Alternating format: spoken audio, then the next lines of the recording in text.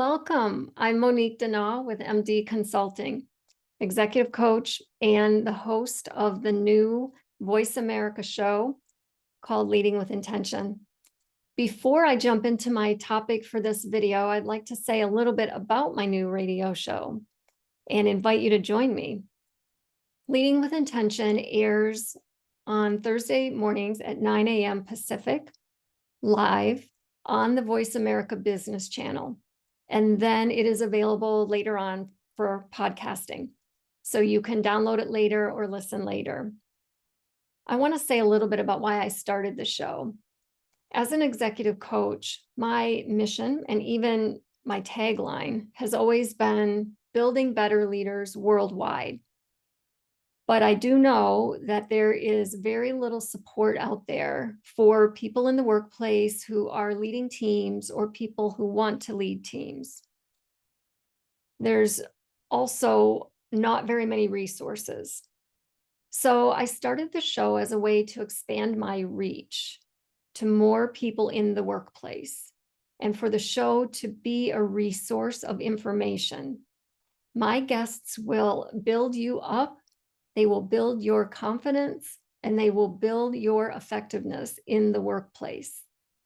So I invite you and highly recommend that you join me either on Thursday mornings or listen later to the podcast for tools, tips, and strategies that will help you lead more effectively in the workplace.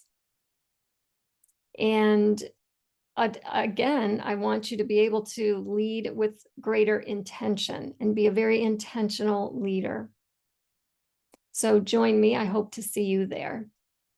Now, my topic for today is helping you with some tips if you've been affected by a reduction in force. There's a lot of layoffs happening across the country, and I know people have been taken by surprise. I have a lot of clients that I've been working with who have been laid off unexpectedly. So the tips I'm going to give you today will help you whether you've been laid off or even if you haven't been laid off, because you need to be very proactive in case it happens in the future. It never hurts to be proactive. So these tips are for everyone. First of all, you always want to be aware of your values. You always want to be reflecting on that. And work values and personal values are two different things. So you want to be very clear on what your work values are and what your personal values are. Because if you end up in a job or in a company where your values don't match theirs, you are not going to be happy. And I've got some other videos on my YouTube channel that help you understand how to get more clear on your values. So that's the first step, is to always be reflecting on what's important to you. The next step is to have an updated resume. Now, those of you who have been laid off suddenly, you may not have an updated resume. Some of my clients have told me that they haven't interviewed in 20 years, so their resume is very outdated. That's very common.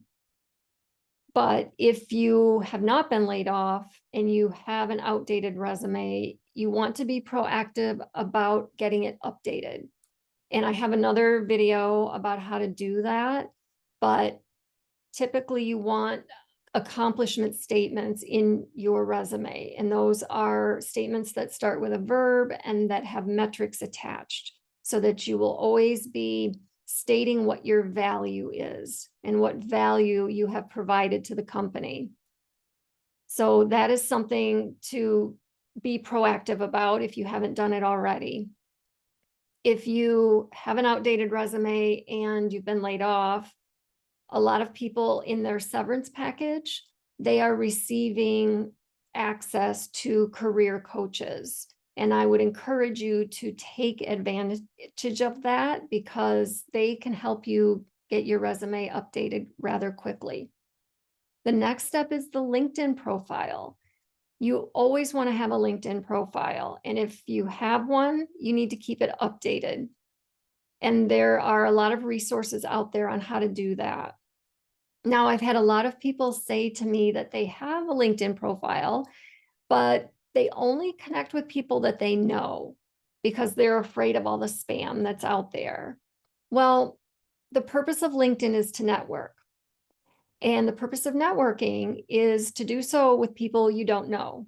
That's the whole point, is that you want to grow your network from people that you don't know, add them to your network. If you only focus on the people that you already know, that is contrary to the whole point of networking and contrary to what LinkedIn is for. So you want to be connecting with people that you don't know. You want to be accepting their requests. And yes, there is spam out there, but that's the reason for the blocking feature in LinkedIn. If you are bothered by someone, you simply block them. It's much more beneficial to you to open yourself up to people that you don't know and then block someone if there's a problem, rather than stick only with the current people that you know. They're not going to help. If you have questions, if you're trying to explore another industry or another role, people that you don't know are the ones that have that information. So you want to include both types in your network, people that you do know, obviously, and then people that you don't know. So that's very, very important to shift your mindset when it comes to LinkedIn and realize what a powerful, robust tool it really is. So updating your profile and then reaching out to people that you don't know are two very important steps. After you have an updated resume and LinkedIn profile, you want to start networking. You want to start reaching out to recruiters, other companies, people in those companies. You want to start doing market research. You want to explore other industries if you don't already know what industry you want to be in. You want to get more clear on the industries, the roles you want to be in, exactly what you're looking for. That way, if you do have to interview, you're very clear and you're not casting a net that's way too wide. You are focused on what you want. Informational interviews are excellent ways to network. I have a video already on my channel about informational interviews. And it's really important that you conduct those on a proactive basis. Everyone should be doing that, whether they're facing a layoff or not, because it's very important. It gives you visibility as a person in the workforce. It allows you to, again, grow your network, and you're finding out very valuable information as you conduct these informational interviews. So it's very important. And lastly, you want to be exploring resources, reading articles, doing market research, talking to people, following up with people, because that's the only way you're going to learn and grow. Even if you're not facing a layoff, you need to be aware of what's going on in the industry and in the job market. That way, if a layoff does happen, you're not faced with suddenly having to do all of these things, because it's very overwhelming and it's very emotional also.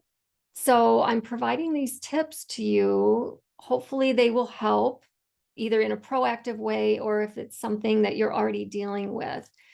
But I highly encourage you, if you've been laid off, to take advantage of what is in your package so that you can work with a career coach and get some of these things taken care of. If you don't have that, feel free to contact me at monique@mdconsultingglobal.com, or join me on Thursday mornings at 9 a.m. Pacific for Leading with Intention, because we talk about these kinds of things and many other topics that would be really helpful for you. So join me there or listen later to the podcast. Have a great day.